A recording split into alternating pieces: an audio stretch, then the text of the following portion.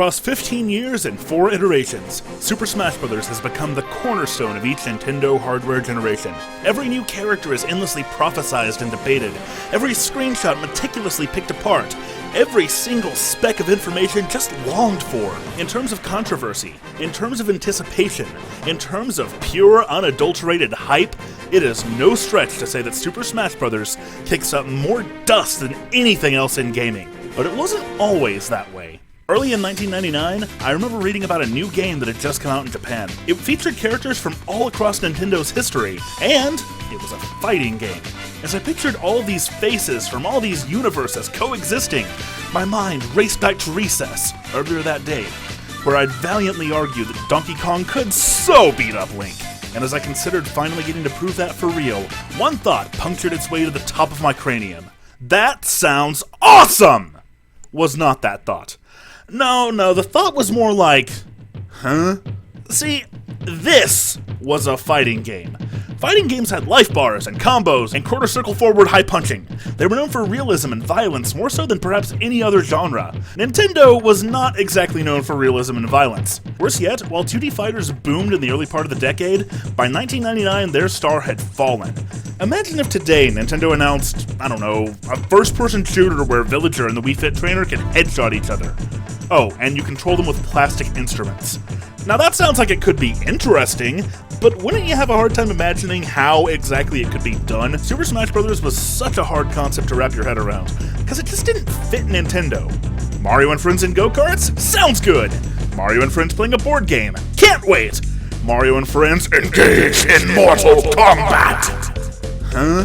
I wasn't the only one. Nintendo itself was extremely uneasy with the idea of enabling Mario to literally uppercut Samus. And when you look at it from this perspective, knowing how fighting games were viewed at the time, it's kind of a miracle the game happened at all. Masahiro Sakurai was a 28-year-old game developer, and if you knew him at all, you knew him for creating the Kirby franchise. Along with his co-worker, Satoru Iwata, Sakurai created a concept called Dragon King, the fighting game. They wanted to make a fighter like no other, one that would take advantage of the N64's unique features. It would support 4 simultaneous players, and you could smash the stick in different directions to pull off varied moves. Dragon King was something of a passion project, as Iwata and Sakurai would work on it during their off hours and weekends, and the concept was really beginning to come together. Still, Iwata and Sakurai knew that an original IP would run the risk of being ignored, especially in an era where fighting games had so recently lost their luster. But something would have to be done about these faceless placeholders. Wait, placeholder characters? Ah, that's it, I imagine them saying. Why don't we just use Kirby? I mean, he started as a placeholder, and he already has an established atmosphere and an established fanbase. In fact, we're Nintendo. We have access to gaming's biggest icons, so what if we built the game around all of them? There is no way that our innovative new fighter would be overlooked if we could pull that off. Ah, but remember, there was still that minor problem with Mario uppercutting Samus. Sakurai knew that the whole idea would be nothing more than a pipe dream if he asked for permission. So instead of asking, he took initiative. He took a risk that seriously might have cost him his reputation at Nintendo if it hadn't paid off. Sakurai went ahead and built a prototype featuring Mario, Donkey Kong, Samus, and Fox. He had no official sanction, and other than Iwata, no one even knew what he was doing. Together they tweaked it, they polished it, they balanced it far beyond the point of a mere proof of concept. Then, and only then, did they show off their work and request permission to continue development. And the gamble paid off. Super Smash Bros. Was on its way. So you hit the power switch, and the very first thing you see is this disembodied hand yanking a character out of a chest. I never really thought of it before, but I bet the reason that the fighters are portrayed as toys or trophies was also partly due to Nintendo being trepidatious about violence. You see, it's not like Captain Falcon is really kicking Jigglypuff, they're just toys. I never cared for that notion. It's just not as fun to go, let's see, I think I'll play as the Mario doll. No, that is Mario. Talks like Mario, moves like Mario, feels like Mario, it's a Mario! Screw imagination! But like I said, that's just an excuse plot. It doesn't really matter. If the fact that the game was called Super Smash Bros. Didn't tip you off that this is gonna be a weird title, the intro should. Main roster is made up of Nintendo's All-Stars, leading characters from each of its biggest franchises. But especially when it came to the unlockable characters, well, this is where Super Smash Bros. Began to take its place as Nintendo's Kingmaker. Whoa, geek words! Haven't seen you in a while. Okay, a Kingmaker refers to a person or group that has great influence in a royal or political succession. So how does this apply to Smash? Well, because the series is a massive crossover and a fun game in its own right, it appeals to a lot of people. Do you love Metroid's exploration? You'll like Smash. Do you prefer the breezy platforming in Kirby? You'll like Smash. Do you love the white-knuckle racing action in F-Zero? You'll like Smash. There's nothing else like it, in that it brings together such a wide spectrum of fan bases. That means that if a character is in Smash Bros., it'll be seen by a ton of people who otherwise never would have known about it. And that gives the game an unprecedented amount of influence in vastly raising the star of a series, a character, or even an individual character's style, weapons, and persona. For Smash 64, the most notable example of this by far would be Ness. He had a starring role in Earthbound in 1995. But even then, that game was an obscure cult hit with a small but very dedicated fanbase. How many people now would even be aware of Earthbound and the Mother series it represents if Ness hadn't shown up in Smash Bros.? Would there have been a Mother 3 at all? Would it have ever been ported to the Virtual Console? Before Smash, I knew of Ness. After Smash, I knew Ness. And hey, before Smash, Captain Falcon was just a blank slate mascot for F-Zero.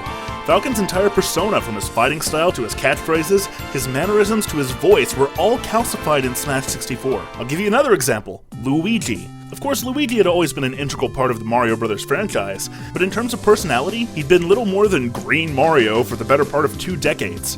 And Mario isn't exactly the kind of deep, dynamic character you want to base your life around. But when you unlock Luigi, Smash Bros. Calls him the Eternal Understudy. He may have a similar moveset to Mario, but he is very obviously not Mario. His animations are more desperate and try-hard, his taunt is timid and understated, even his moves tend to knock players away rather than keeping them in close. I remember finding all this kind of strange at the time because it was so unprecedented. Luigi's personality would develop over the next few years into the hilariously faint-hearted, decidedly un-Mario character he is today, and Super Smash Bros. Set the pace. Remember, this was 1999. The NES was about as old then as Smash Bros. Itself is now, and this was the year Nintendo began to tap into that growing nostalgia. Just getting to see a character in 3D was still a selling point, and even on the main roster, a lot of these guys were making their polygonal debut. In fact, by featuring Samus, Smash Bros. Helped to keep Metroid alive through an era where it was otherwise completely absent. And oh god, speaking of which, the polygons. I mean, is that Donkey Kong, or is Pyramid Head coming to take over Hyrule? Everyone else fares a little better than DK, but let's be honest, Smash 64 didn't look great. It's low poly, low resolution, even the biggest stages can't manage to evoke a genuine atmosphere. Maybe that's why they went with toys. This doesn't seem like the Congo jungle to me, it seems like a plastic playset. Everything's just a bit off, but that's not a bad thing. The N64 was, of course, capable of far better graphics than this. But if Smash Bros. Had tried to look this good, it wouldn't have run nearly as well. Years later, Sakurai would talk about what great lengths he'd gone to in order to make sure that even the 3DS version of Smash 4 ran at 60 frames per second. Even in '99, he cut all the corners necessary to get a good frame rate. Smash Bros. Is a fighting game, and so everything else has to take a backseat to gameplay. So let's talk about that gameplay. Smash Bros. Builds its fighting system from the 2D platformers that much of its cast hails from. Instead of every stage being a flat plane, different stages have unique layouts and gimmicks. In most platformers, you lose a life when your character falls off screen. And the same holds true here. So jumping and controlling your elevation was an intrinsic part of the game. I remember thinking how weird it was having to fling your enemies off the stage. I actually used a VHS tape to record a scene like this once upon a time. It was probably the first editing work I ever did. Anyway, instead of a life bar that linearly counts down how many more hits you can take, Smash Bros. Characters rack up a damage percentage. The more damage you take, the further you'll fly when you take a hit. This means that Smash is a far more dynamic and chaotic experience than most of what the genre was known for. So it was full of distinction, but it also took the edge in something that most fighters, quite frankly, absolutely suck at. Accessibility. You ever play a traditional fighter against somebody who knows all the moves and combos and absolutely obliterates you? It's not fun. You're lucky if you even land a hit, much less win a single round. If you take a light hit with a sliver of health in Street Fighter, you're done. But if you take a similar hit at a high percentage in Smash, you still have a chance to recover. Even against someone who's far better at the game, you could rack up damage, you could stand a chance, and perhaps most importantly, you could have fun. Enhancing all this was an idea that was perhaps brought over from the Mario Kart series. Items. Items spawn somewhat randomly during gameplay, but unlike Mario Kart, they have a deliberate tendency to appear close to characters who are doing well. Tournaments nowadays usually turn them off, and that's totally understandable. Nothing wrong with minimizing random chance when you're playing for glory! But I don't think Smash Bros. Gets enough credit for just how varied, creative, and fun its items were, even right off the bat. Haha! Get it? One more big difference that sets Smash Bros. Apart: the controls. I rented this game, started it up, grabbed the controller, and opened the manual on my lap, fully prepared to learn complicated button controls in order to do anything cool. Instead, everybody pretty much controls the same way. A does standard attacks, B does special moves, using the stick changes those. In a game that wasn't this well designed, this would immediately mean that the characters would become cookie-cutter clones of each other. But not here. That's not the case at all. Everyone might control the same way, but that doesn't at all mean that they handle the same way. Sure, up B usually gives you upward momentum, but the mechanics of those attacks are completely different. Now maybe all this seems obvious to you. I mean, duh, Smash Bros. Was different from other fighting games. But I'm not saying all of this without reason. I think it's easy to take for granted nowadays the way the game works, especially when it's been around for so long. But I was there. I remember well a time before Smash, and it was completely unlike what anybody expected it to be. And the craziest thing is, in spite of all this simplification, in spite of its accessibility, and in spite of the fact that it was basically reinventing the entire genre, Super Smash Bros. Still manages to have depth. It's something Nintendo was always so amazing at, making games that are easy to learn but difficult to master. And it's absolutely mind-blowing that they pulled it all off with so much aplomb, with so much excitement, with so much fun right out of the gate. But okay, let's be real here. Smash 64 has certainly been superannuated by its sequels, but even in 1999, it left something to be desired. It had a pretty short development time, and since Nintendo was so hesitant to put too many resources into it, an even shorter budget. The stages lacked atmosphere. The roster, while it might have been varied, lacked balance. The single-player mode shook things up with some different challenges, but it was still extremely repetitive. I mean, you're never gonna make a fighting game that's as fun in single-player as it is in multiplayer, but Smash 64 could quickly become downright boring if you were playing by yourself. And even the gameplay, as good as it was, lacked a certain degree of precision. I mean, it wasn't a button masher by any means, but it was, at the end of the day, another fun multiplayer game on a system that was full of them. And there's nothing wrong with that. I guess what I'm getting at is that Super Smash Bros. Was a very good game, but it wasn't quite a great game. Nonetheless, Sakurai's gamble had paid off, and over the next 2.5 years, backed this time by all the resources at Nintendo's disposal, he would create more than just a great game. He would create one of the greatest. But we'll talk about that next time. If I were you, I'd subscribe to the Geek Critique so I don't miss it. If you enjoyed this, it'd be awesome if you'd post it on your favorite forums or subreddits, email it to gaming sites and blogs, help me get the word out. And hey, I'm lazy sometimes too, so if that all sounds like too much work, just give the video a thumbs up. It actually does help me in some way that I don't quite understand. Check out my other videos and retrospectives, follow me on Facebook and Twitter, donate to support the show, and keep geeking, I'll keep critiquing. Thanks for watching.